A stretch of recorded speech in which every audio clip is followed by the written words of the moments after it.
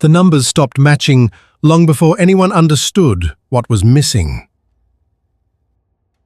By the early 1800s, the orbit of Uranus had become a problem no astronomer could ignore. Every table predicting where the planet should appear in the night sky had begun drifting out of alignment. The calculations were clean, the observations were repeated, and each new measurement pushed the planet slightly farther away from the position that Isaac Newton's laws said it should occupy. That was not supposed to happen. Inside observatories across Europe, hand-drawn orbital tables began filling with corrections. Columns of numbers stretched across parchment. Ink marks tracked the future path of Uranus months and years in advance. Yet every new observation forced another adjustment. The planet was refusing to obey the most trusted predictive system in science. And that made the problem much larger than a single planet. Because if Newton's laws were wrong here, then the entire architecture of celestial mechanics had started cracking. For nearly 2 centuries, Newtonian physics had been astronomy's most reliable machine. Feed in mass, distance, and velocity, and the future position of planets could be predicted with terrifying precision. Ships navigated oceans using those calculations. Astronomers trusted them absolutely. Entire observatories were built around the assumption that gravity followed rules that did not fail. Then Uranus began drifting. At first, the discrepancy looked small, barely noticeable. A slight deviation measured against older observational records. So astronomers assumed the obvious explanation. The earlier measurements must have been inaccurate. Better instruments were deployed. New tables were published. The numbers still refused to agree. And that changed the meaning of every page covered in orbital calculations. Because now, the error was not disappearing. It was repeating. The visual anchor kept returning. Handwritten astronomical tables, predicted orbital arcs carefully drawn in ink. Then beside them, new measurements placing Uranus slightly off course again. Every correction solved the problem temporarily. Then, months later, the error returned, larger than before. Reality was separating from expectation. At first, the concern stayed local, a mathematical inconvenience buried inside planetary calculations. But slowly, another consequence emerged. If the orbit could not be predicted, then the system itself was incomplete.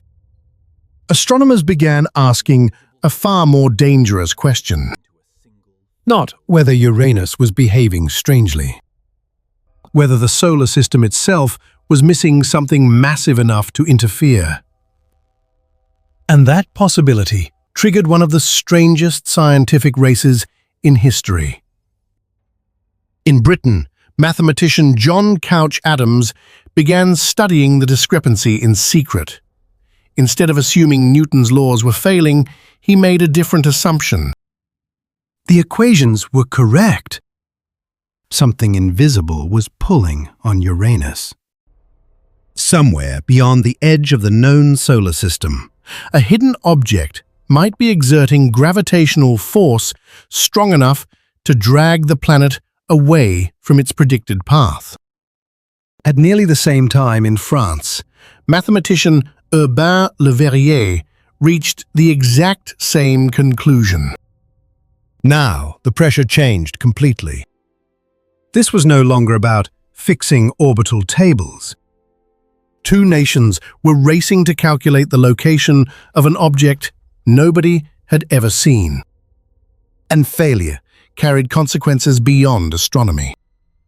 Because if both mathematicians were wrong, then Newton himself had become unreliable. Again, the visual anchor returned. Pages covered in equations, distances measured in millions of miles, tiny corrections stacked against previous calculations. Uranus drifting farther with every decade of observation. The same numbers no longer describing reality correctly. But this was where the story became larger than one planet. Adams and Verrier were attempting something unprecedented. Finding an invisible world using mathematics alone. No telescope had seen it. No observer had reported it. The object existed only because a known planet kept violating prediction. And if their calculations failed, then the most trusted physical law in human history had reached its limit. For months, the work intensified. Verrier refined his equations relentlessly, calculating where a hidden planet must exist if gravity itself remained trustworthy. He sent his prediction directly to the Berlin Observatory.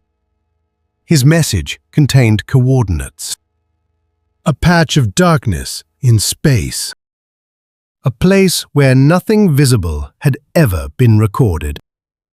And this is where the entire meaning of those orbital tables changed again. Because for decades, astronomers had treated Uranus as the problem. Now, Uranus had become evidence. Its deviation was not an error.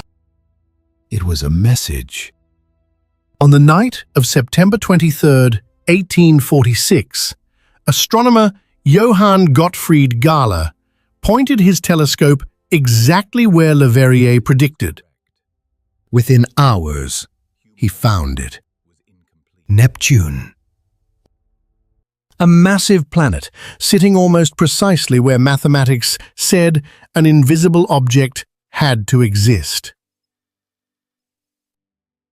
Humanity had expanded the solar system without discovering anything directly. No accidental sighting. No wandering telescope scan. No visual discovery first. The planet was found because prediction failed. And the final consequence was bigger than Neptune itself. Those hand-drawn orbital tables had revealed something terrifying about science. You do not always discover reality by seeing it. Sometimes reality announces itself when trusted systems stop working. The drifting orbit of Uranus did not expose a broken equation. It exposed an invisible world hiding in complete darkness.